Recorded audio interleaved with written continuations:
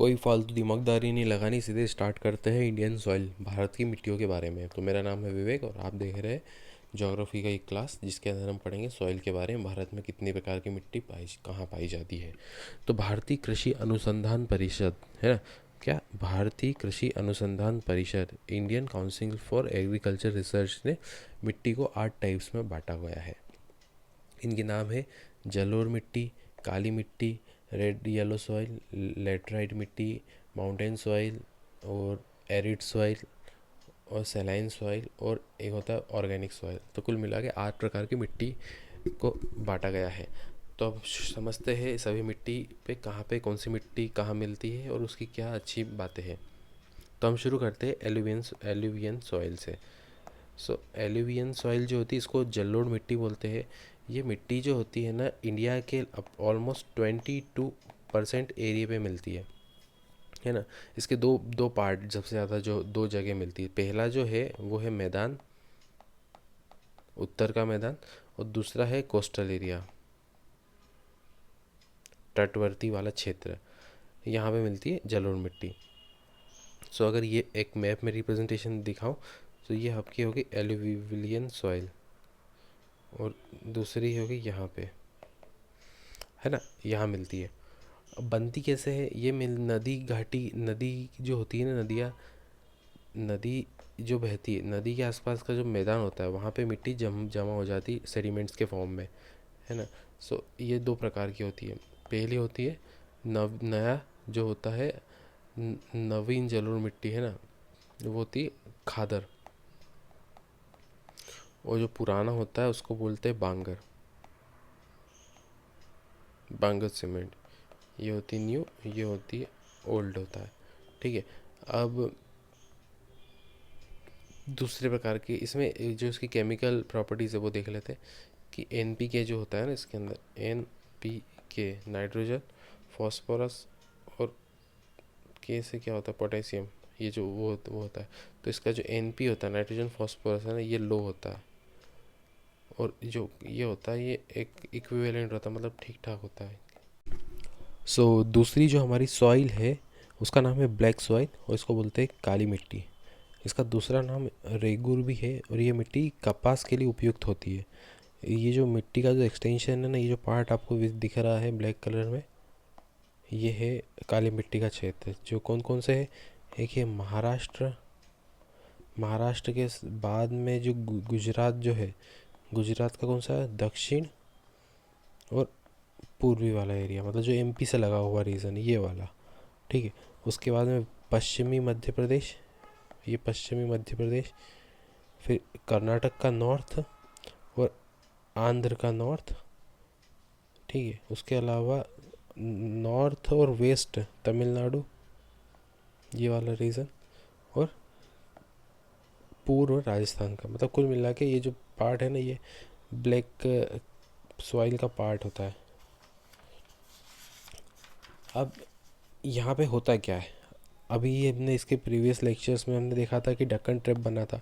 Deccan trap बना था Cretaceous period में। यहाँ पे लावा के जो थे वो ठंडा होकर रॉक बना। दो टाइप की रॉक बनी है, बेसाल्ट रॉक और ये डोलोराइट वाली। तो ये क्या हार्ड होती है, और इससे मिली मिट्टी। अब ब्लैक कलर इसको ऐसा मिला कि ये जो बेसाल्ट में ना लोहा भी होता है, आयरन भी होता है, आयरन और एल्यूमिनियम, ये दो चीज़ रहती है, लोहा और एल्यूमिनियम, इससे इसका कलर काला पड़ा। बेसाल्ट लावा प्रधान, है ना। अब क्या होता है, इसकी जो वाटर होल्डिंग कैपेसिटी वो बहुत ज़्यादा होती है, जिसको बोलते हैं जल धारक क्षमता, ये ज़्यादा होती है ना।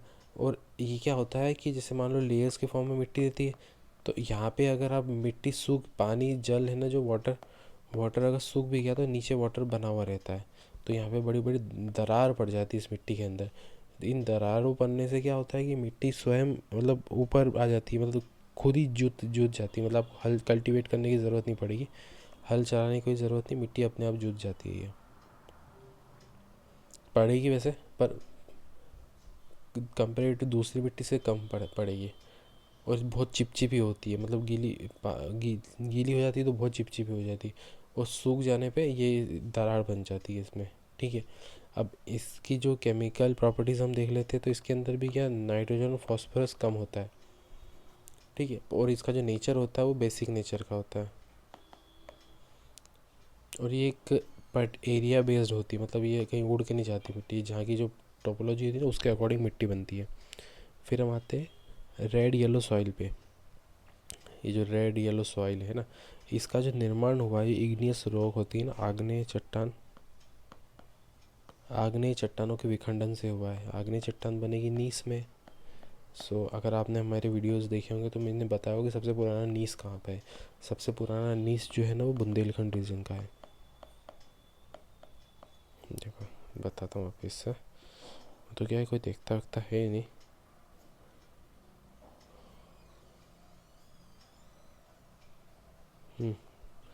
बोल के बताया था मैंने, जो पीरियड था ना, आर्कियन युग में ऑर्गेनिज्म थे धारवाड़, और यहाँ पे ये बुंदेलखंड का रीज, ये देखो ये सबसे ओल्डेस्ट नीस था बुंदेलखंड में। तो उसके यहाँ पे आते हैं अब।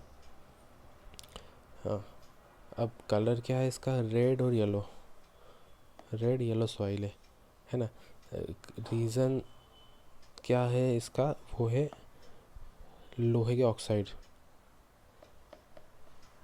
आयरन ऑक्साइड, उसके कारण इसका रेड येलो कलर हुआ है, ठीक है। इसमें भी क्या होता है, नाइट्रोजन और फॉस्फोरस कम होता है, और ह्यूमस जो होता है जो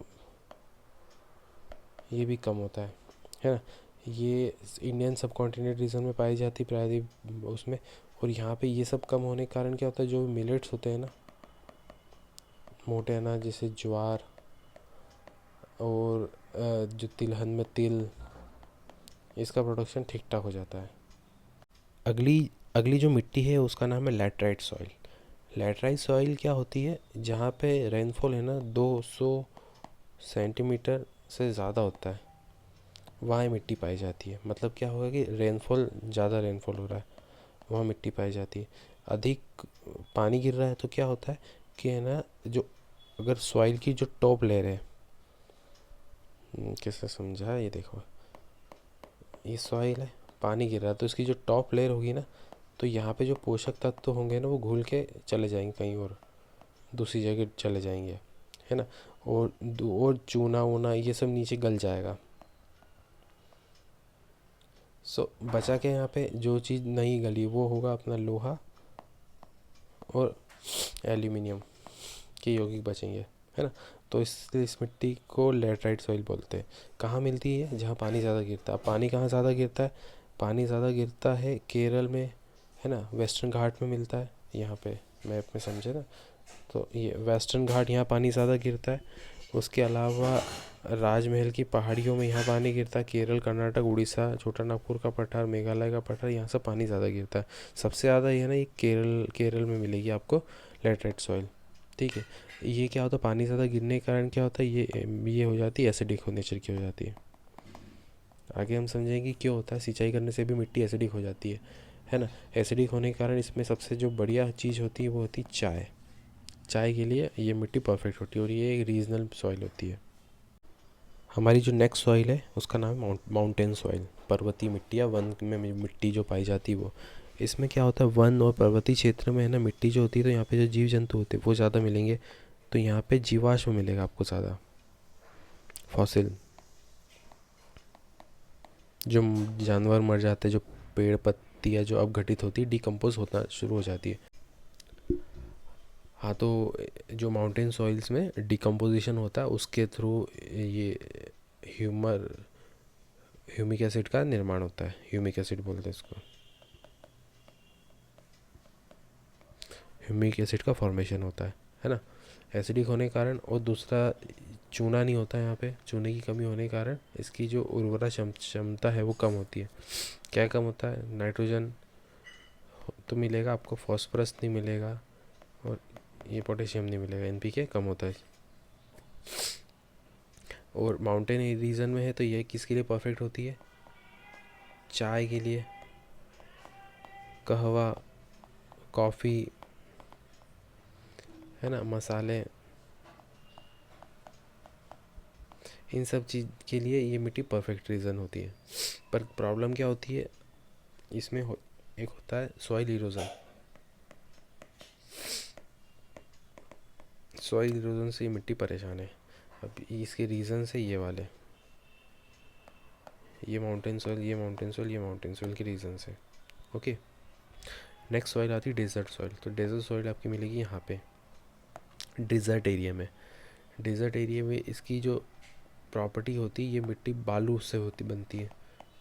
सो इसमें बालू का कंटेंट ज़्यादा होता है ना। दूसरा आपको इसमें लोहा मिलेगा और फॉस्फोरस भी मिलेगा।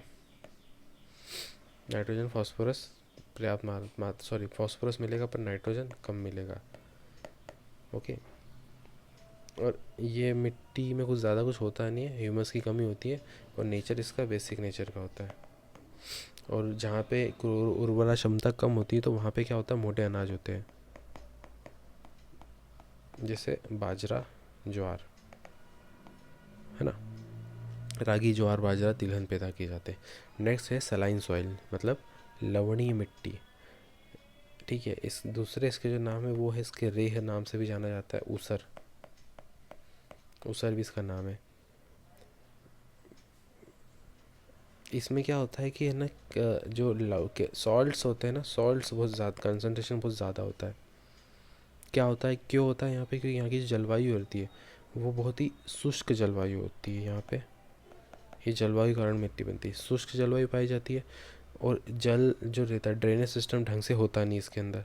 तो क्या होता है, जल एक जगह इकट्ठा होता रहता है, उसमें बस जो कैपिलरी एक्शंस के थ्रू क्या होगा कि है ना, नीचे नीचे नीचे नीचे सॉल्ट जमते जाएंगे और ऊपर से इवोपरेशन होता रहेगा पानी का। सो बहुत ज़्यादा सॉल्टी सलाइन सॉइल हो जाती है। कहाँ मिलेगी आपको, जहाँ पे ऐसी जलवायु पाई जाती है वो होगा समुद्र, सी वाला एरिया, समुद्र के किनारे, जहाँ पे ना वो ज्वार भाटा आता है। तो ज्वार के टाइम क्या होता है, जो जल होता है वो भूमि में फैल जाता है ना। उसके बाद में क्या होता है, वो इवोपरेट होता है तो मिट्टी सलाइन हो जाती है। तो ये हमने पढ़ा सलाइन सॉइल के बारे में। तो यहाँ पे मिलेंगे आपको नारियल के पेड़। तो आपको पता है नारियल के पेड़ आपको कहाँ मिलते हैं, कोस्टल एरिया में। फिर आते हैं हम लास्ट पीट, और जिसको ऑर्गेनिक सॉइल भी बोलते हैं। पीट एक टाइप का कोयले का भी एक प्रकार होता है, जो जिसमें ना एक कोयले बनने की प्रोसेस में जो मिट्टी होती है ना, उसको पीट कहा जाता है। इसमें क्या लकड़ी मिलती रहती है। सो उससे हम समझे कि भाई यहाँ पे आपको मिलेगा जैविक पदार्थ ज़्यादा मात्रा में मिलेंगे, जैविक पदार्थ होंगे ज़्यादा, है ना। उसके अलावा पानी भी होगा, मॉइस्चर भी होगा, मॉइस्चर भी होगा यहाँ पे। सो ये सब होने के कारण आपको एक चीज़ समझ में आएगी कि मिट्टी एसिडिक हो जाएगी, एसिडिक नेचर की मिट्टी होगी। तो ऐसे ये मिट्टी कहाँ मिलती है, ये मिट्टी आपको मिलेगी केरला में, केरल में मिलेगी, उत्तराखंड में मिलेगी, और दूसरा सुंदरबन डेल्टा जो है ना, वहाँ मिलेगी। सो ये हमने पढ़ी कुछ 8 प्रकार की मिट्टियों के बारे में। सो आप देख रहे थे खाकी स्क्वाड, और ये था मिट्टी वाली क्लास।